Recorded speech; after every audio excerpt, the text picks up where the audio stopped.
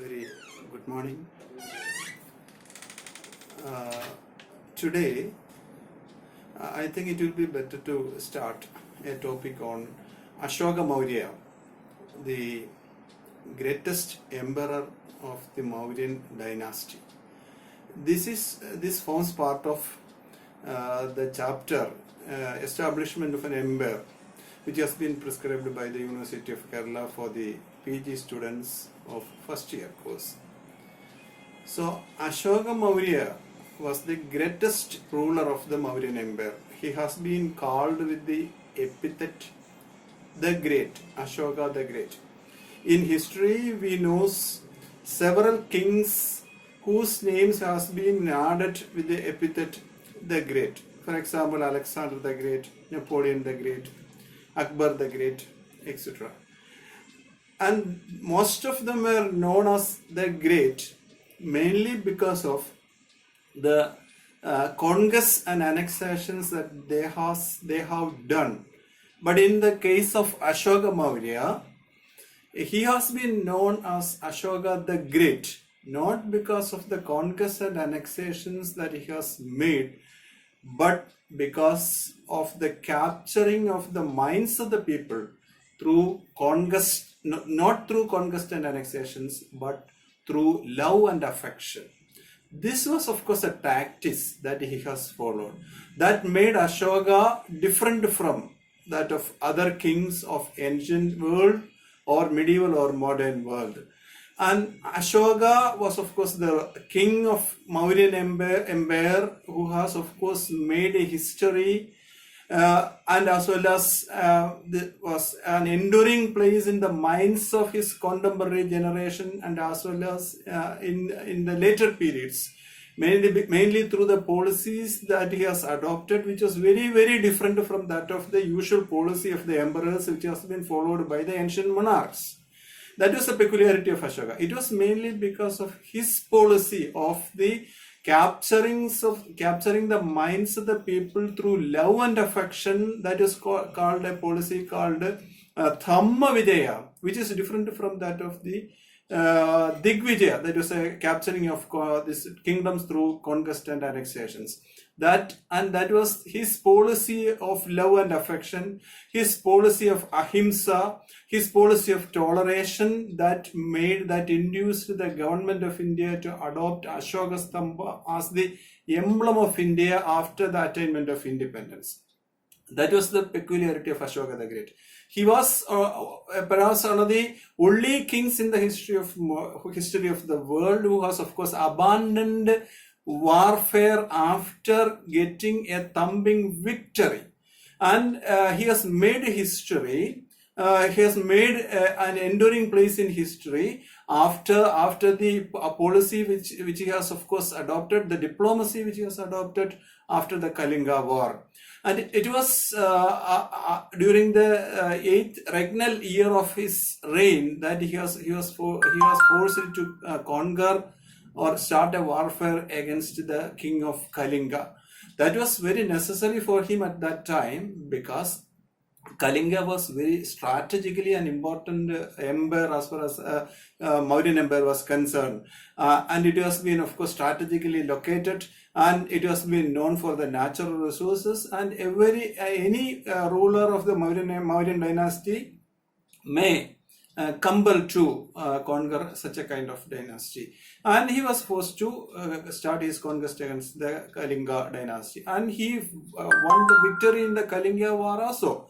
But after the warfare, it has been reported that he made a visit to the battlefield and saw with his naked eyes the horrible scenes of the warfare, the battlefield.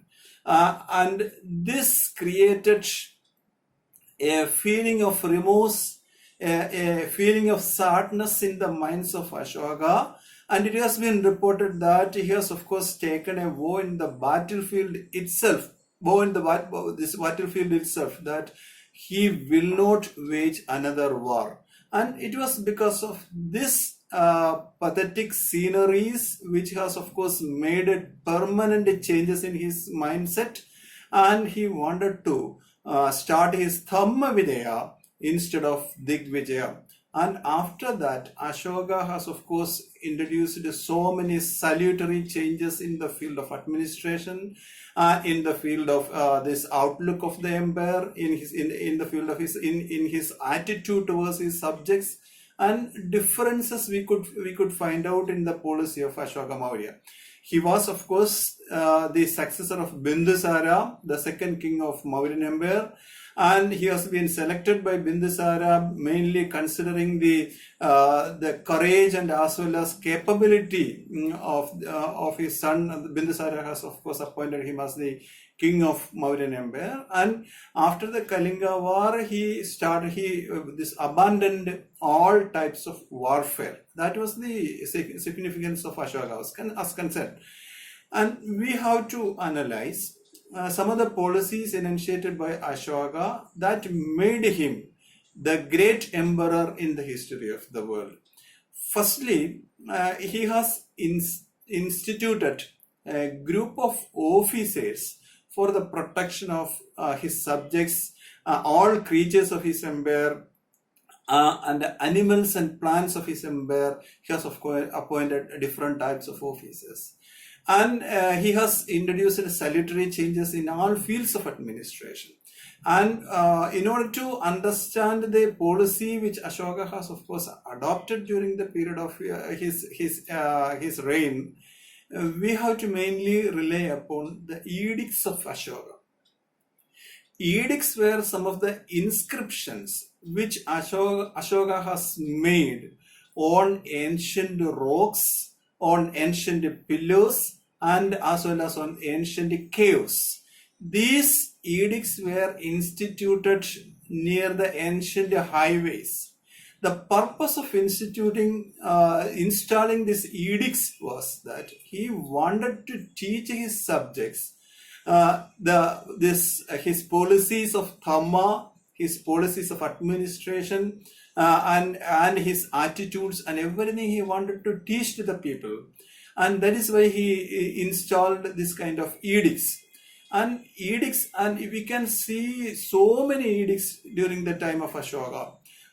This included the 13 major rock edicts, 7 pillar edicts, then separate edicts, cave inscriptions, some edicts like Maski edict, that was of the edict in which he has, of course, has given his personal name.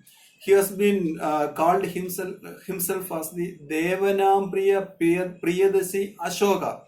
And he has instituted Babru Edict. The Babru Edict was the edict in which he has, of course, revealed that his personal religion was Buddhism. And he has installed different types of edicts. And the edicts can be found in places like Shahbasgarhi, Mansehra, Jedingarameshwara, Lauriya Araraj, Lauriya Nandangar, Rampurva, Maski, Yeragudu, Allahabad, and Baluchistan, and different places we could see this kind of edicts.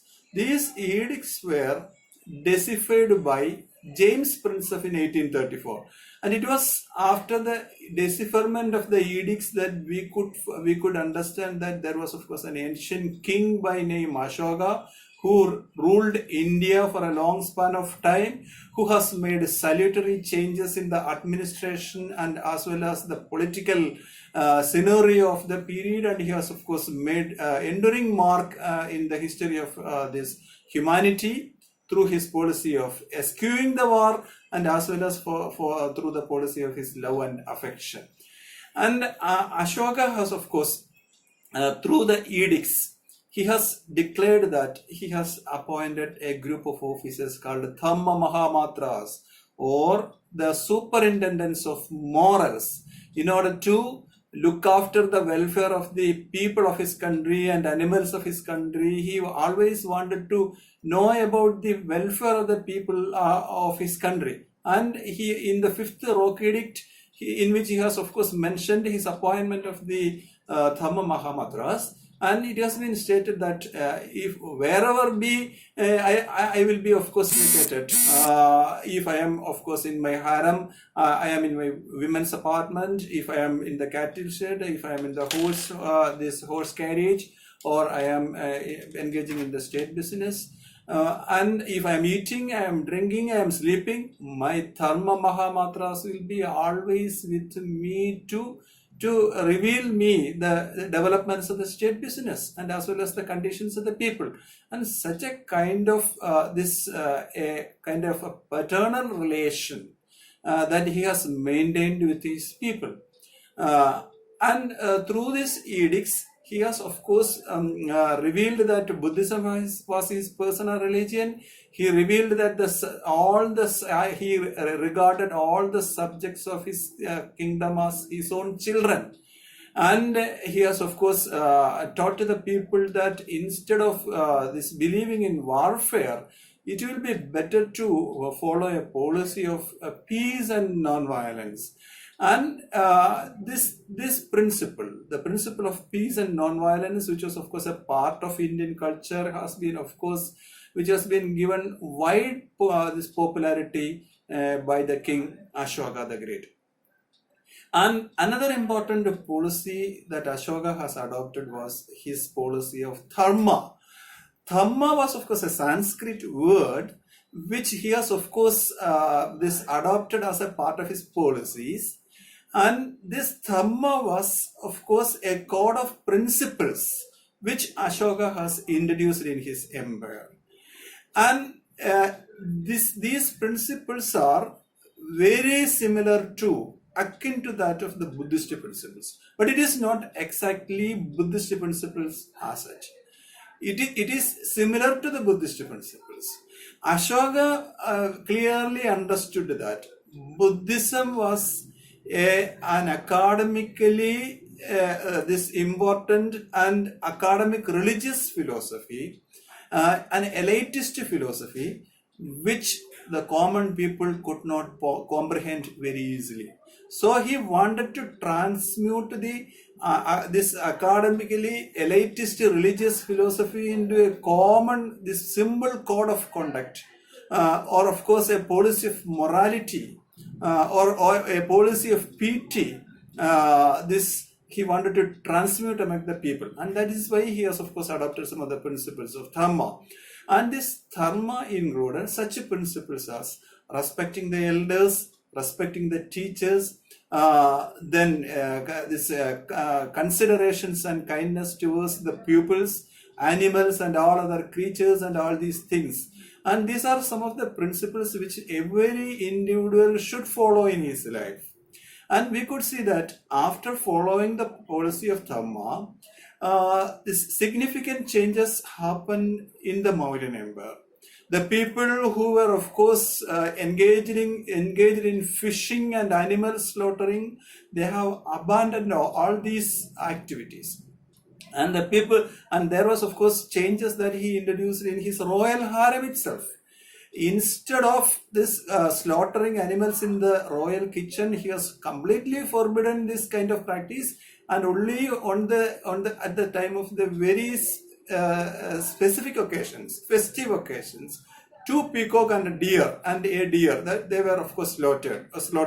These are very, very rare occasions. And other things, in all other periods, he has of course completely abandoned all types of animal slaughtering.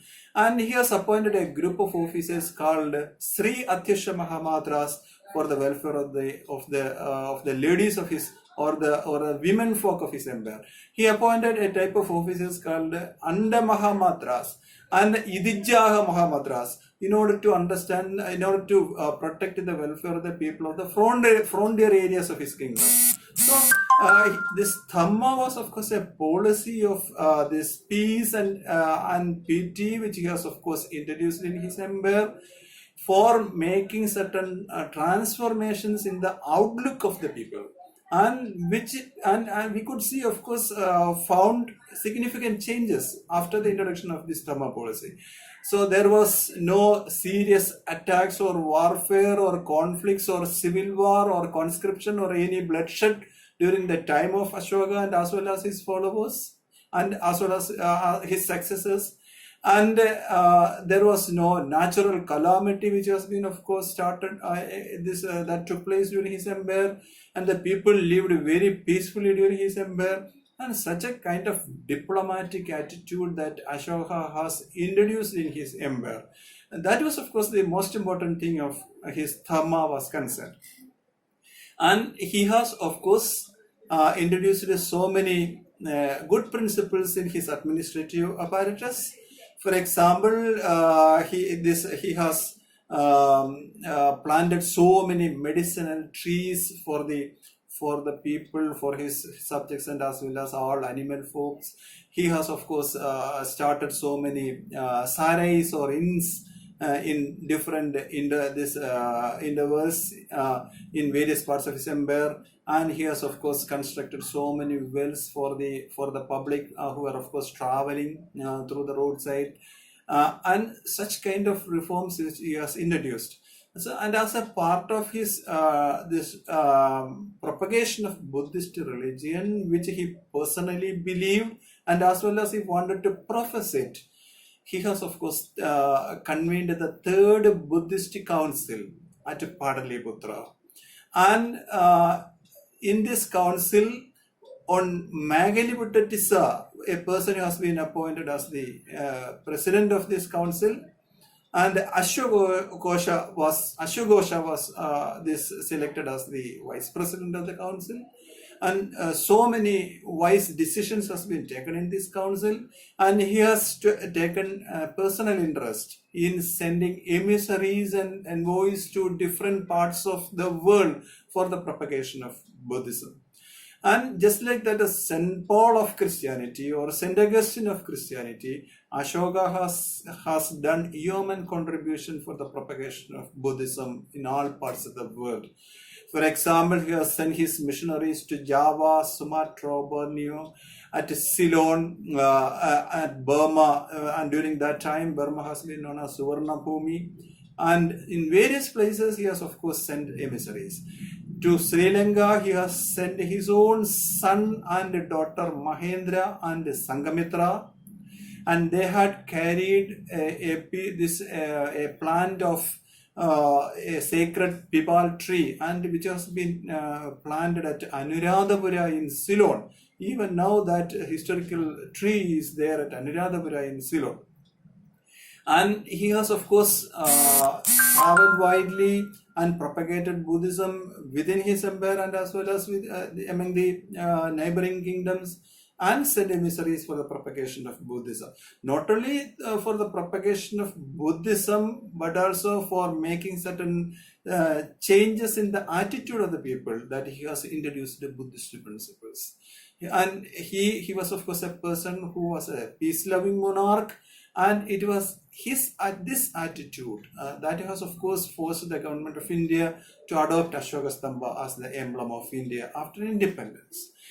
And Ashoka was thus, of course, a wise monarch who has, of course, adopted a policy of a diplomatic attitude for the conquering of the minds of the people through love and affection, rather than Digvijaya that the ancient monarchs generally adopted. And this policy made him, of course, a great monarch of his empire.